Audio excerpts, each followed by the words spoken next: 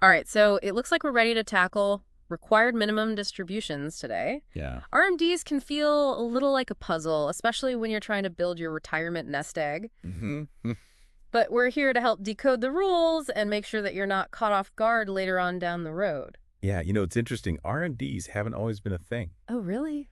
They were actually introduced back in 1986 Oh, as part of the Tax Reform Act. okay. And lawmakers at the time wanted to make sure that people weren't just indefinitely deferring taxes on retirement savings. I had no idea they had such a history. Yeah. So it's not just about taking money out, it's also about the government eventually getting their cut.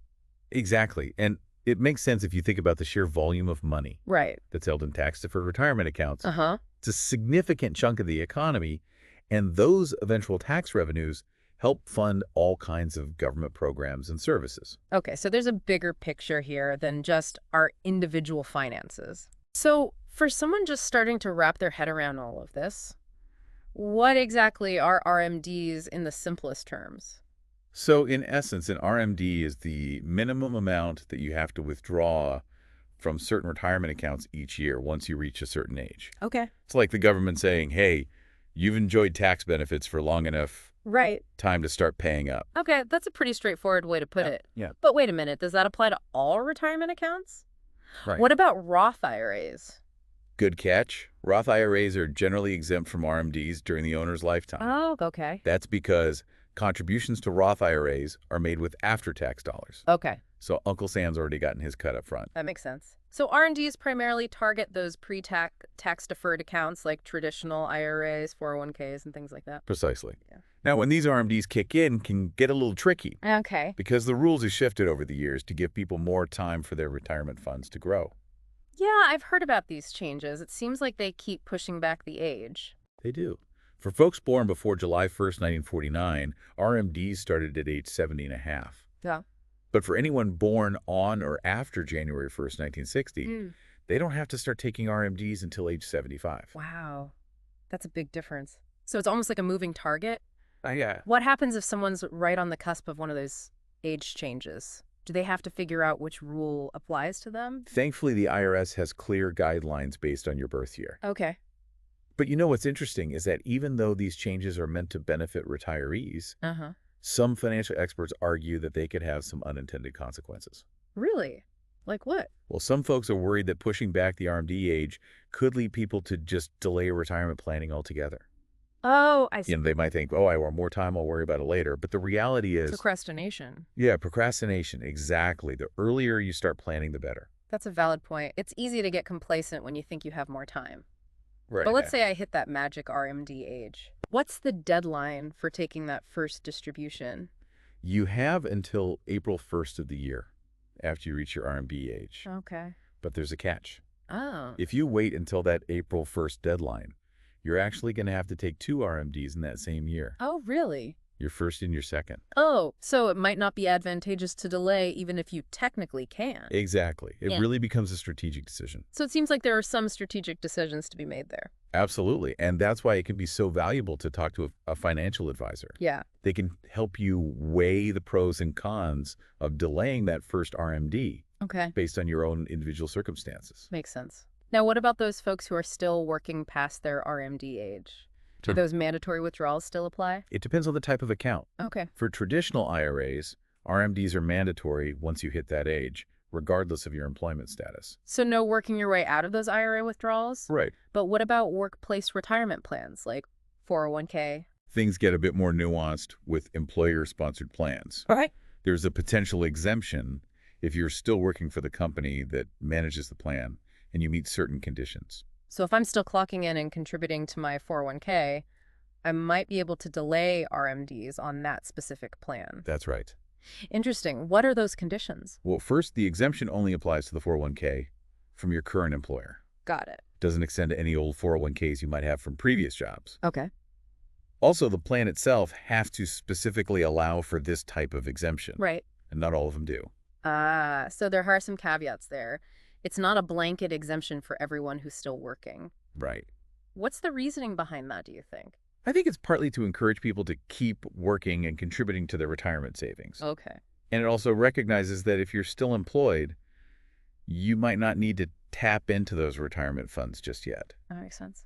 Now, what about inherited IRAs? Okay. Does that trigger RMDs as well? Inherited IRAs definitely add another layer of complexity to the RMD rules. Okay. It's an area where getting professional advice is crucial Yeah. because the rules can vary a lot, Oh, really? depending on your relationship to the original account owner. So a spouse inheriting an IRA might have different rules than a child or a non-relative? Exactly.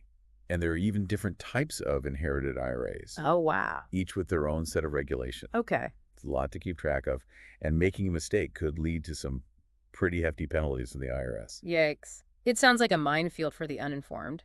Since we're talking about potential pitfalls, is there anything specific about how Athene handles inherited IRAs Yeah. that our listeners should be aware of? Yes, actually. One important detail is that when Athene calculates RMDs for an inherited IRA, Okay. they commonly treat it as if you were a non-spouse beneficiary. Okay. So if you inherited the IRA from your spouse, the rules might actually be different. Got it. And it's important to reach out to Athene directly to request an updated RMD calculation. Okay, so even if Athene provides calculation, it's crucial to double check that it aligns with your specific beneficiary status. Exactly. It's always better to be safe than sorry, especially when it comes to the IRS. Now let's shift gears a little bit and talk about managing multiple retirement accounts. Okay. Let's say you have a traditional IRA, a 401k from a previous job, and a rollover IRA. Right. How do RMDs work in that kind of situation? Generally, each account is treated separately when calculating RMDs. Okay. But there is some flexibility with IRAs. Oh. You can withdraw your total IRA RMD from any combination of your IRA accounts, Okay. as long as they're not Roth or inherited IRAs. So I could take part of my IRA RMD from my traditional IRA and the rest from my rollover IRA. That's right. It gives you a bit more control over which accounts you tap into first. Okay. However, it's really important to remember that you can't mix and match between different plan types. Okay. So your IRA RMD has to come from an IRA, your 401k RMD has to come from a 401k, and so on. Okay, so keep those account types separate when it comes to RMDs. Right. Now, here's a question that I bet a lot of people have. Okay. What if you don't actually need the money from your RMD? That's a common scenario, Yeah. especially for those who are still working or have other sources of income. Right. But unfortunately, RMDs are mandatory regardless of your financial needs or personal preferences. So no escaping those taxes, even if you'd rather let those retirement funds continue to grow. Are there any strategic options for people who find themselves in that situation? There are definitely strategies to consider. One option for charitably inclined individuals is a qualified charitable distribution, or QCD. Okay. This allows you to directly transfer your RMD to a qualified charity. So the money goes straight to the charity instead of being added to your taxable income. Yeah, That's a win-win. exactly. What else could someone do with those R&D funds if they don't need them for immediate expenses? Well, another option is reinvesting those funds. Okay. You could put them into a taxable brokerage account Okay. where they can continue to grow and potentially generate additional income. So even though the money has to come out of the tax-deferred retirement account, you can still put it to work elsewhere. Smart. Yep. But wouldn't those earnings in the brokerage account be subject to capital gains taxes? You're absolutely right. That's an important consideration when deciding where to reinvest those RMD funds. It seems like there's a lot to think about. Mm-hmm. I know we've only scratched the surface here, but before we move on to some of those deeper strategies for managing RMDs, Okay. I'm curious, what's one key takeaway that you want our listener to remember from this initial overview? I think the most important thing to remember is that RMDs aren't just a tax obligation. Okay. They can actually be a valuable opportunity to proactively plan your retirement income Mm-hmm. and make your money work for you. I love that perspective. It's not about dreading RMDs, it's about using them to your advantage. Now let's take a moment to digest all this information, and when we come back, we'll delve into some specific strategies for managing those RMDs and making the most of those distributions. Right. All right, let's jump back into those RMD strategies. I'm starting to see how these distributions can actually be a tool for us Mhm. to shape our retirement income. That's the right mindset. Yeah. And like any tool, Yeah. it's all about knowing how to use it effectively. Okay. A good first step Yeah. is to kind of assess your overall financial picture. Okay, so take stock of income, needs other income sources, taxes, long-term goals. Exactly. How do we actually weave the RMDs into that bigger picture? So let's imagine a couple different scenarios. Okay. In the first scenario, you don't need the income from your RMDs right away. Okay. Maybe you're still working, or you have other investments that are generating enough cash flow. Right. What would you do with those distributions? That's a good question. Part of me would want to just leave it in my retirement account, but I know that's not an option with RMDs. Right. You have to be strategic. Hmm. We've already talked about qualified charitable distribution, or QCDs, Right. which can be fantastic for supporting causes that you care about Yeah. and minimizing your tax burden. But what if philanthropy isn't your top priority? Right. What would you do? Well, I suppose I could reinvest those funds. Instead of letting them sit idle, I could put them to work in a taxable brokerage account, maybe focus on some growth stocks or some dividend-paying companies. Exactly. You're essentially redirecting that mandatory withdrawal Right. into a different investment vehicle. Okay. Of course, as you mentioned earlier, you're going to have to factor in the potential capital gains taxes on those earnings. It's a trade-off Yeah. between tax deferral and potential growth. Exactly. Now, let's flip the script. Okay. What about someone who does need that RMD income to cover their living expenses? That's where a systematic withdrawal plan can be really helpful. Okay. You basically create a regular automated stream of income from your retirement account to kind of supplement your other sources of income. Right. Think of it like building your own personalized pension. Okay, so you're setting up a system where those RMDs flow directly into your checking account each month, just like a paycheck. Exactly. That sounds like a good way to ensure consistent cash flow. Precisely. And with Athene, you have the flexibility to customize the frequency of those withdrawals. Oh, So whether it's monthly, quarterly, or annually, whatever works best for you. that's convenient. I imagine that managing RMDs can get really complicated if you have multiple retirement accounts scattered around. Sure. Any tips for simplifying things? Consolidation is often a good strategy. Rolling over those old 401ks from previous jobs into your current IRA can help streamline your finances Okay, and make it easier to track your RMDs. that makes sense. Fewer accounts to juggle means less paperwork and fewer calculations. But aren't there potential tax implications with rollovers? You're absolutely right. Some rollovers can trigger taxes or penalties. Right. So it's crucial to consult with a tax advisor or a financial professional before making any major moves. They can help you navigate those complexities and make sure you're making the most advantageous decisions. So it's all about understanding the rules of the game Yes. and making informed choices. Exactly. Now, I want to shift gears for a moment and talk about something that's not often talked about, the emotional side of RMDs. Okay. It seems like, starting to take distributions from those hard-earned retirement savings could feel like a psychological hurdle for some people. Yeah, you've hit on a really important point. Okay. It's completely natural to have some mixed feelings about starting to tap into your retirement nest egg. Right. You've spent years building it up and now suddenly, Decades. decades exactly, and now you're thinking about withdrawing from it. Right. And it feels counterintuitive. Like you're somehow undoing all your hard work Exactly. and jeopardizing your future security. Yeah, but here's the thing. Retirement is a time to reap the rewards of all that labor. Okay. Those savings aren't meant to just sit there untouched. Right. They're meant to support your lifestyle Mhm. and enable you to pursue your passion. It's about enjoying it. Exactly. It's about enjoying it. Okay. So instead of viewing RMDs as this depletion of your savings, Uh-huh. think of it as a way to access the financial freedom you've worked so hard to achieve. So it's about shifting the mindset from accumulation to enjoyment. Exactly. Instead of focusing on saving every penny, you can start thinking about how to use those funds to live your best life Yes. in retirement. Think about what brings you joy and fulfillment. Okay. Maybe it's traveling or exploring new hobbies, spending time with loved ones, or even starting a new chapter in your career. Right. Your RMDs can help fund those experiences and make your retirement years truly memorable. I love that. It's about turning a potential source of stress into a catalyst for pursuing your passions. Right. Now, before we wrap up this discussion on strategies, Yep. is there anything else you think our listeners should keep in mind Yeah. as they're navigating the world of RMDs? I think the most important thing to remember is that RMDs are just one piece of the retirement puzzle, Okay. and they shouldn't overshadow the bigger picture of financial well-being in retirement. Okay, so what are some of the other crucial pieces of that puzzle? What else should we be thinking about besides just those mandatory withdrawals?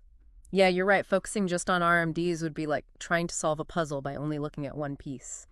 Exactly. What else should we be considering to create a truly fulfilling and financially secure retirement? Well, one thing that often keeps people up at night is healthcare. Your costs can be unpredictable Right. and, frankly, pretty scary, especially as we age. It's true. You work so hard your whole life to build a nest egg, and then suddenly you're faced with potential medical bills that could wipe out a big chunk of your savings. It's definitely a valid concern. Absolutely. That's why it's crucial to have a solid plan for managing those healthcare expenses. Yeah, okay. Understanding how Medicare works Right. and exploring supplemental insurance options is crucial. So being proactive with healthcare planning is just as important as strategizing around RMDs. It's all connected. It is. They're all interconnected. Yeah. And beyond healthcare, it's also wise to think about how your lifestyle might change in retirement. Okay. Will you downsize your home? Are you going to travel more, take up new hobbies, volunteer? Yeah. All of those choices impact your spending patterns Right. and ultimately your overall financial needs. So it's like creating a budget for your dream retirement, figuring out how much those dreams will actually cost, and making sure your finances can support them. That's a great way to put it, aligning your financial resources with your retirement aspirations. Now, I know we've talked about seeking professional guidance when it comes to RMDs and retirement planning in general, Right. but where do people even begin to look for that help? Yeah. It can feel a little overwhelming, honestly. You're not wrong. Yeah. There's a lot of information out there, and it's not always easy to know who to trust. Right. A good starting point, believe it or not, is the IRS website. Oh, really? They have a whole section dedicated to RMDs Okay. with explanations of the rules, life expectancy tables, and even some helpful FAQs. Okay, so the IRS website can be surprisingly helpful. Who knew? Yep. What about those folks who prefer a more visual or interactive approach? Sure, there are tons of great online calculators and tools that can help you estimate your RMDs Okay. and see how different factors might impact your retirement income. AARP has a particularly user-friendly RMD calculator on their website. Oh, great. So you can kind of play around with different scenarios Yeah. and get a better sense of how these things might actually play out in your own life. I Yeah. like that. But sometimes there's no substitute for talking to a real person. Right. What about finding a financial advisor or a tax professional who can offer that personalized guidance? That's where professional organizations can be really helpful. The National Association of Personal Financial Advisors, or NAPFA, is a great resource. Okay. They're an organization of fee-only financial advisors who are held to a fiduciary standard, Okay. which means that they're legally obligated to put your interests first. So finding an advisor through NAPFA gives you that extra peace of mind. You know, they're not just trying to sell you something. They're genuinely there to help you achieve your goals. Right. Now, what about tax advice specifically? Should people be looking for a CPA, an enrolled agent, or a tax attorney? It depends on the complexity of your situation. Okay. If your finances are relatively straightforward, a CPA or an enrolled agent might be sufficient. Okay. But if you have a more complicated tax picture, maybe you own a business or have significant investments, Yeah. then you might want to consider a tax attorney who specializes in retirement planning. So it's about finding the right level of expertise to match your individual needs. Makes sense. And even if you don't need ongoing advice, just a one-time consultation with an expert can be incredibly valuable just to get a second opinion on your plan and make Yeah. sure you're on the right track. Sometimes that peace of mind is priceless. Absolutely. Knowledge is power, especially when it comes to planning for a secure and enjoyable retirement. Well said. So to recap, we've covered a lot of ground today. We explored the history and mechanics of RMDs. We talked about strategies for managing those distributions effectively. Right. And we even touched on the emotional side of starting to draw down those hard-earned retirement savings. We did. And we've highlighted some valuable resources Wow. and emphasized the importance of seeking professional guidance when you need it. Remember, retirement is a journey, not a destination. Yeah. And it's a journey best navigated with knowledge and support. Beautifully put. And remember, dear listener, we're always here to help guide you through the RMD maze and beyond. That's right. If you ever have any questions or want to dive deeper into any aspect of retirement planning, Yeah. don't hesitate to reach out. Until next time, happy planning. Happy planning.